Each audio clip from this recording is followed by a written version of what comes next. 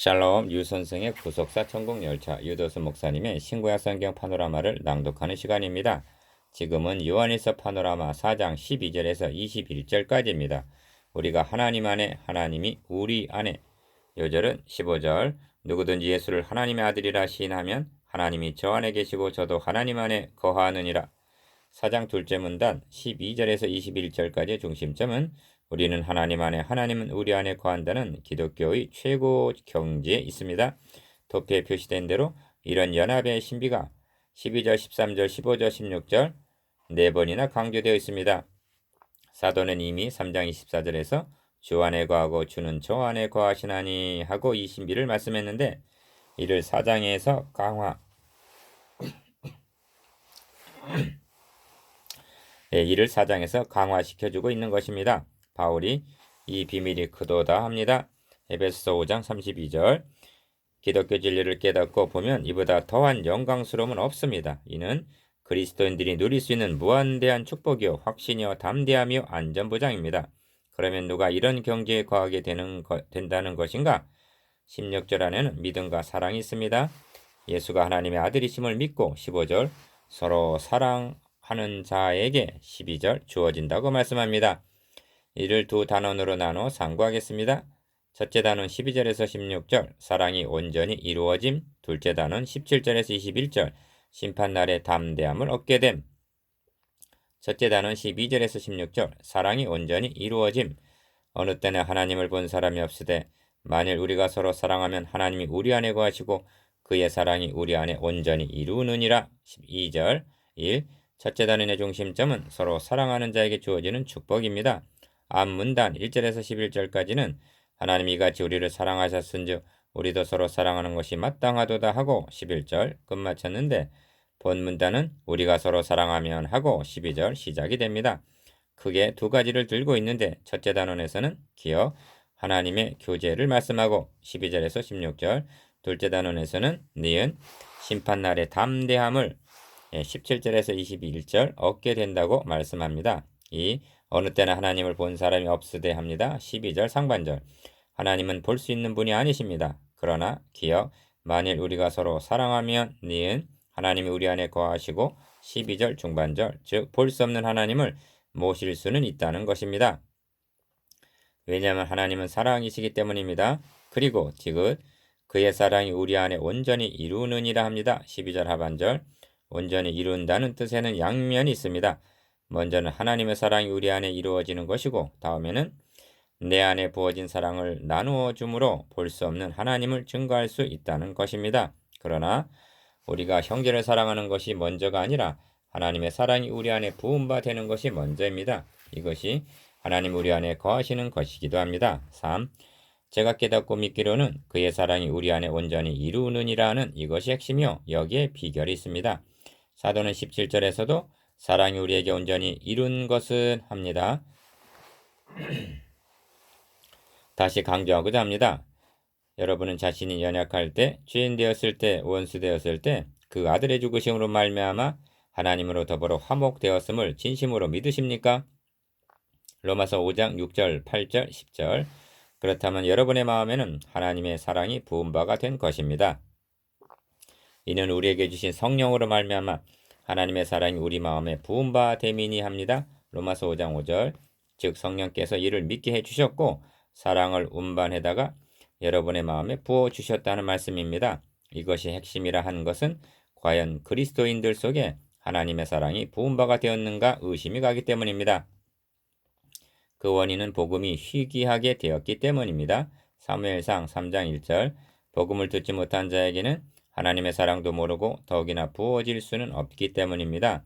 그리하여 빈 깡통같이 되면 형제 사랑만이 아니라 소금과 빛의 사명도 감당할 수가 없는 것입니다. 4. 사도 요한은 그의 성령을 우리에게 주심으로 우리가 그 안에 거하고 그가 우리 안에 거하시는 줄을 아느니라 하는데 13절 사도 바울은 우리에게 주신 성령으로 말미암아 하나님의 사랑이 우리 마음에 부은 바 됨이니 하고 말씀합니다. 로마서 5장 5절 이는 같은 뜻의 다른 표현이라 할 수가 있습니다. 도표에서 보시는 바대로 우리가 하나님 안에 거하고 하나님이 우리 안에 거하신다는 말이 4번이나 반복적으로 강조되어 있습니다. 이는 하나님과 떨어질 수 없는 연합과 친밀한 영적인 교제를 나타내는 표현입니다. 본단원에는 아내라는 말이 5절 안에 9번이나 강조되어 있습니다. 하나님의 사랑 안에 그리스도의 은혜 안에 거한다는 것이 중요합니다. 모든 사람들은 안에 있는 자와 밖에 있는 자 중 하나입니다. 우리도 전에는 하나님 밖에 거했고 하나님도 우리 밖에 계셨습니다. 그런 우리가 화목 제물이 되시는 그리스도로 말미암아 우리가 하나님 안에 거하고 하나님이 우리 안에 거하시는 연합이 가능하여진 것입니다. 하나님이 우리 안에 어떻게 거하시는가? 성령으로 거하신다고 말씀합니다. 성령으로 말미암아 1. 이 점에서 사도 바울이 이 비밀이 크도다 한 기독교의 최고의 신비인 연합교를 확고하기 위해서 좀 더 구체적으로 말씀을 드려야만 하겠습니다. 그리스도인이란 하나님 안에 거하면서 동시에 하나님이 그의 안에 거하시는 자라는 말씀입니다. 이런 연합이 어떻게 가능하여졌는가? 이를 교리적으로 깨달아야만 확신하는데 거할 수가 있습니다. 2. 우선적으로 연합을 말씀하는 순서로 유념할 필요가 있습니다. 우리가 주님 안에 거하게 된 것을 먼저 말씀하고 있다는 점입니다. 요한복음 6장 56절, 14장 4절, 5절, 7절, 요한 1서 3장 24절, 4장 13절, 16절. 우리는 본래 아담 안에 있었으며 아담의 죄로 말미암아 하나님과 분리된 자들이었습니다. 그런 우리가 어떻게 그리스도 안에 거하게 되었는가? 너희는 하나님께로부터 나서 그리스도 예수 안에 있고 합니다. 고린도전서 1장 30절. 즉 하나님이 택하셔서 그리스도 안에 집어넣어 주셨다는 말씀입니다. 그래서 주님은 저희는 아버지의 것이었는데 내게 주셨다고 말씀한 것입니다. 요한복음 17장 6절. 이것이 곧 장세전에 그리스도 안에서 우리를 택하사의 뜻이기도 합니다. 에베소서 1장 4절. 3. 그리하여 그리스도께서 십자가에 못 박히셨을 때 그 안에 있는 우리 옛사람도 기억 함께 십자가에 못 박히고 로마서 6장 6절. 니은 함께 죽고 로마서 6장 8절 상반절. 디귿 함께 장사되었다가 로마서 6장 4절. 리을 부활하실 때 함께 살리심을 로마서 6장 8절 하반절 받았다는 것입니다. 미음 그리하여 또 함께 일으키사 함께 하늘에 앉히시니 합니다. 에베소서 2장 6절. 이런 일들이 그리스도 안에서 이루어졌다는 것입니다. 그리스도 안에 있다는 사실이 얼마나 신비하고 놀랍고 영광스러운 일입니까? 연합교리의 신비. 1. 바울은 이 신비를 어떻게 깨닫게 되었는가?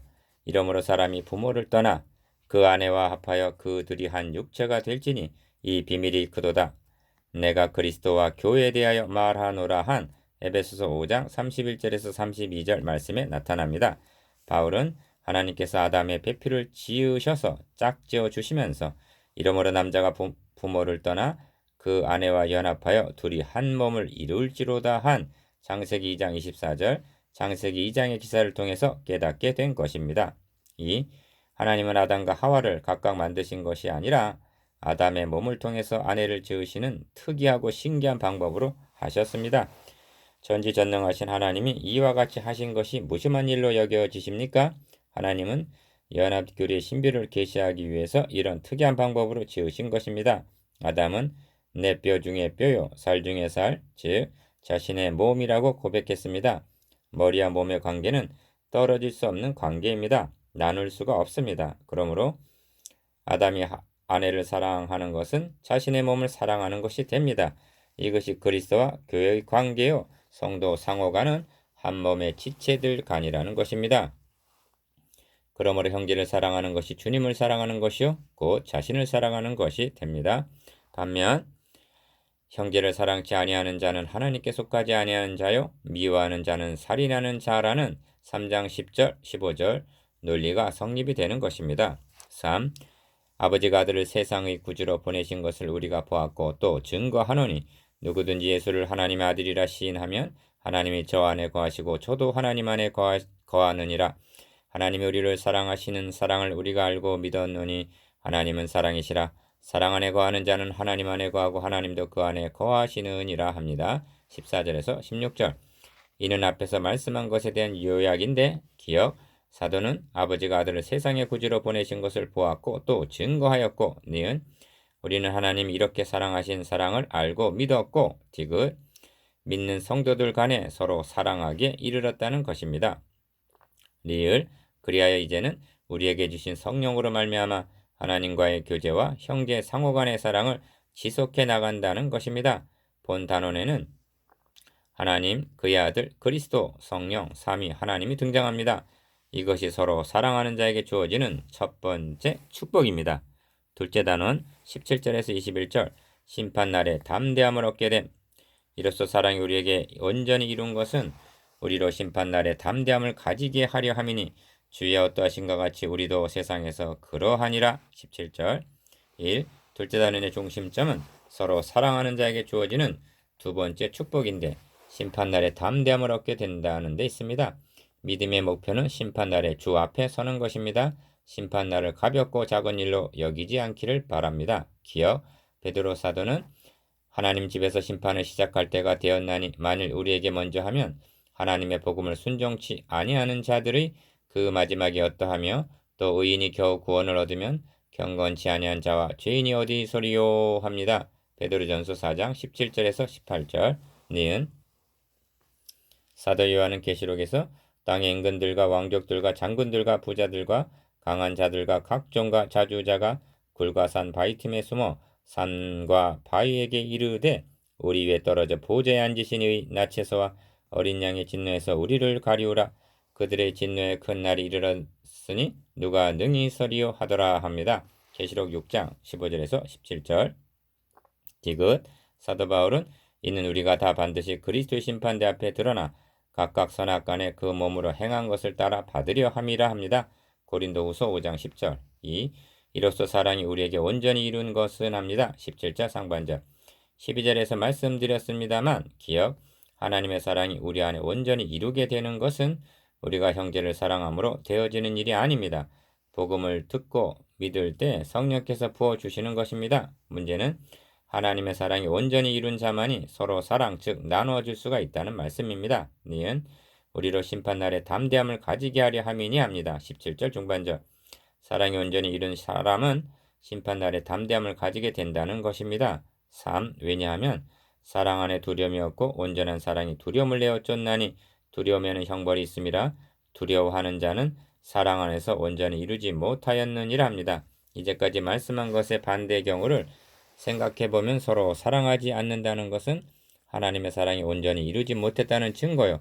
그 종말은 심판날에 형벌의 염려로 인하여 두려워 떨게 된다는 말씀입니다. 그러니까 하나님의 사랑이 온전히 이루어졌는가 여부는 죽을 때 드러나게 된다는 뜻이기도 합니다. 사랑 안에 두려움이 없습니다. 1. 19절에서 21절까지는 이미 말씀한 요약이면서 결론적인 권면입니다. 사도는 한 번 말씀하고 지나쳐버리지 않습니다. 반복적으로 강조합니다. 왜냐하면 그만치 중요하기 때문이요. 그래야 안전하기 때문입니다. 우리가 사랑하면 그가 먼저 우리를 사랑하셨습니다. 19절 이것이 선수적인 사랑입니다. 사랑을 받은 자만이 사랑을 줄 수가 있기 때문에 하나님 우리를 먼저 사랑하신 것입니다. 2. 그런데도 불구하고 누구든지 하나님을 사랑하노라 하고 그 형제를 미워하면 이는 거짓말하는 자니 보는 바 그 형제를 사랑치 아니하는 자가 보지 못하는 바 하나님을 사랑할 수가 없느니라 합니다. 20절 사랑은 이론이 아닙니다. 구체적으로 나타내야 하는 것입니다. 하나님을 사랑한다는 말은 1000번, 10,000번도 할 수가 있습니다. 그러나 지극히 작은 소자에게는 단 한 번의 사랑도 나타내지 못할 수도 있음을 생각할 때 우리는 부끄러움을 당하게 됩니다. 3. 우리가 이 계명을 주께 받았나니 하나님을 사랑하는 자는 또한 그 형제를 사랑할지니라 합니다. 21절 주님은 잡히시던 날 밤에 제자들의 발을 씻어주시고 기어 너희도 서로 발을 씻기는 것이 옳으니라 하셨습니다. 요한복음 13장 14절 니은 그리고 새 계명을 너희에게 주노니 서로 사랑하라. 내가 너희를 사랑한 것 같이 너희도 서로 사랑하라 하셨습니다. 요한복음 13장 34절 4. 저는 찬송가들의 십계명을 싣는 이유를 모르겠습니다. 최소한도 십계명은 지켜야 한다는 뜻이겠지요. 그렇다면 이는 성도들을 신의 산으로 데리고 가는 것이요 새 언약을 부정하는 것이 됩니다. 이는 복음을 잃어버렸고 그리하여 마음에 하나님의 사랑이 부음받지 못했기 때문에 사랑하라 하신 새 계명을 지킬 수 없게 된 자들의 궁여 지책이라 할 수가 있습니다. 사랑은 최고의 법이요 야고보서 2장 8절 율법의 완성입니다. 로마서 13장 10절 5. 묵상해 보겠습니다. 기억. 사랑이 온전히 이루느니라의 의미에 대해서. 니은. 사랑이 온전히 이룬 자의 담대함에 대해서. 디귿. 연합교리의 신비와 영광스러움에 대해서.